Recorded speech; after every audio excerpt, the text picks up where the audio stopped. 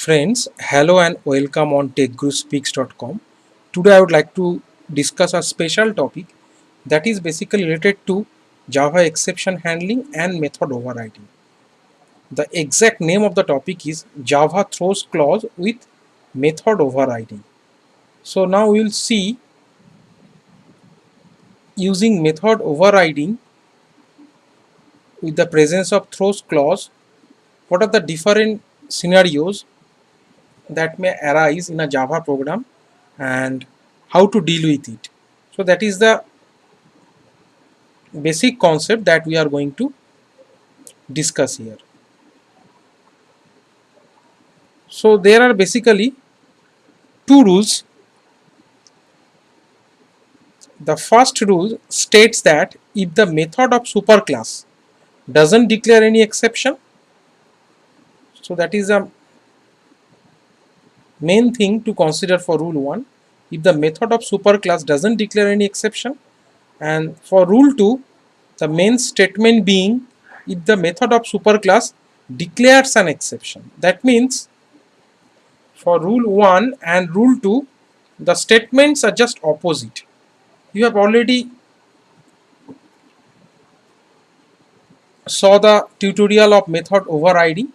So a particular method in the superclass is basically overridden in the subclass. They will have the same name, same parameter list, and in some cases the return time is, I mean to say, the return type is either the same or maybe its subtype, that is a covariant return type. But the thing is that if the method of superclass doesn't declare any exception, so what is to be done? So that is rule number 1, and for rule number 2 we will be thinking of what is to be done if the method of superclass declares an exception. So that is the main idea to follow. Now that is all about the macro level discussion, like main thing to be discussed, but in the micro level I'll be discussing each of the rules one by one. Say for rule 1, if the method of superclass doesn't declare any exception, the overridden method in subclass cannot declare the checked exception, but it can declare unchecked exception. So that means what? We need to consider two subcases for rule 1, that is 1a and 1b. 1b is basically related to the case that overridden method in subclass declares checked exception, provided the superclass doesn't declare any exception. And 1b states that the overridden method in subclass declares unchecked exception, provided the superclass doesn't, I mean to say, the method of superclass doesn't declare any exception. So that is about rule 1.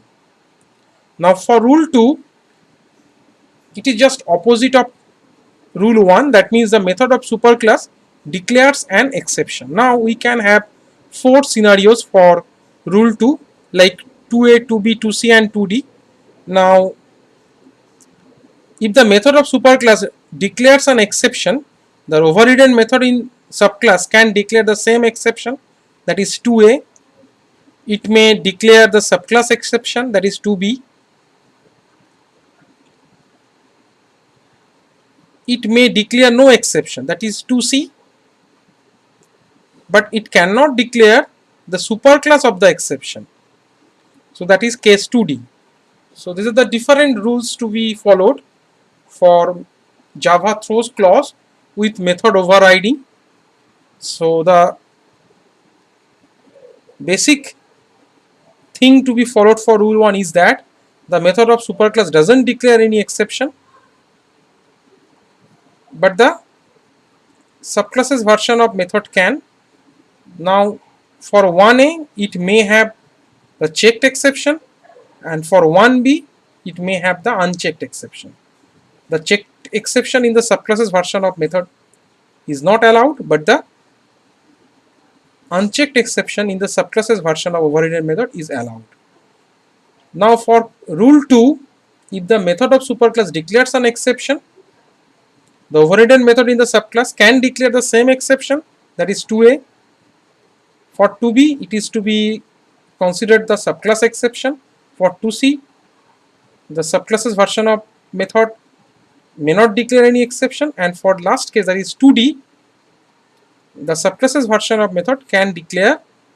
Basically, I mean to say, if it is trying to do so, it will be getting compilation time error. That means it cannot declare the superclasses of this particular exception that has been declared in the superclass version of method. So the exception that is declared with the superclasses version of method, we cannot declare the superclass of this particular exception in the subclasses version of method. So that is case 2d. So now I will be demonstrating each of the cases one by using coding example. Now let's move to the NetBeans IDE for coding demonstration.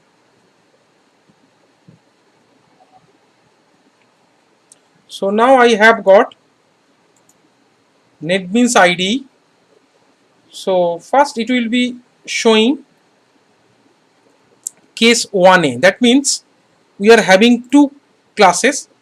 The superclass is named super and the subclass is named sub. Now the method print has been overridden in the subclass.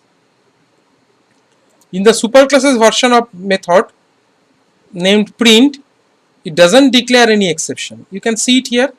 The method print doesn't declare any exception here, but in the subclasses version of method, it declares a checked exception. So if you are trying to do so, it will give you compilation error, that you can see here, because this particular ID is basically having the auto compilation feature on. So that means if there is any error in terms of coding statement, so it will be marked immediately. So that is why it is giving you compilation time error. So that means we cannot declare the checked exception in the throws clause with respect to the subclasses version of overridden method. So if it is to be replaced by the unchecked exception, like say for example, if I am trying to write here, say for example, null pointer exception, it is not creating any problem. That means it is talking about 1b. So 1a was basically specifying that if I am trying to use a checked exception here, that is IO exception, which is coming from java.io package, we are basically getting a compilation error. But if the subclasses version of method is trying to declare an unchecked exception, so there is no compilation error. So that is the idea. So now we are thinking of declaring some exception here, like now I'll be writing here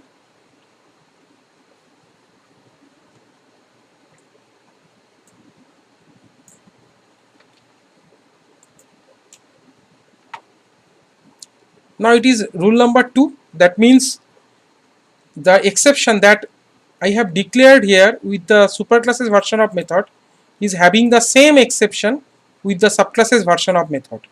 So now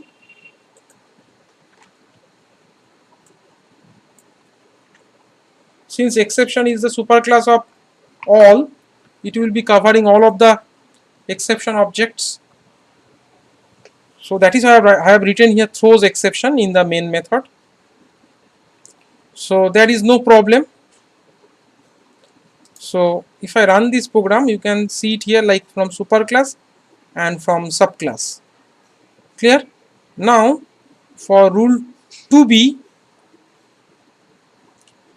so here for 2a, we are having the same exception class in the superclasses version of method and the subclasses version of method. Now for 2b we are having the exception subclass in the subclasses version of overridden method. Say for example, now I would like to write here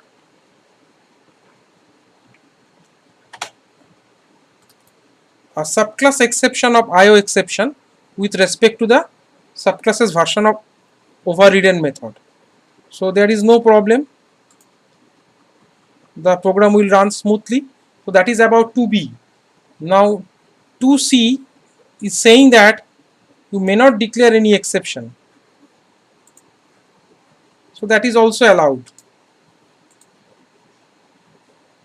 But suppose if I am writing here a superclass of this exception, because exception is basically a superclass of IO exception, so that will give you compilation error. So try to remember this thing. So if I am having a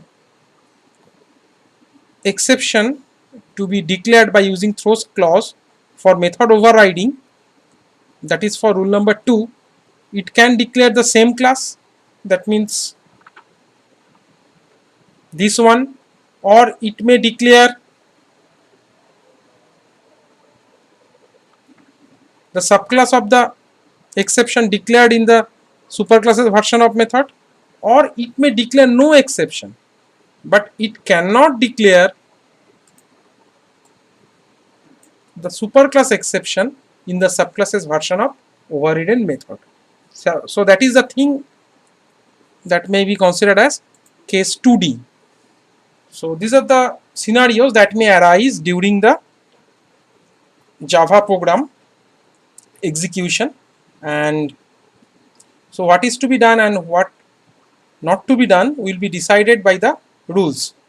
So we must follow those rules in order to avoid any condition that is not expected at all.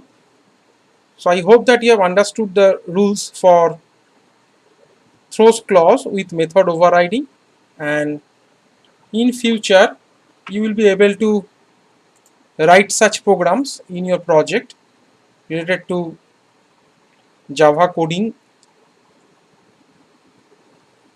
Java coding related projects.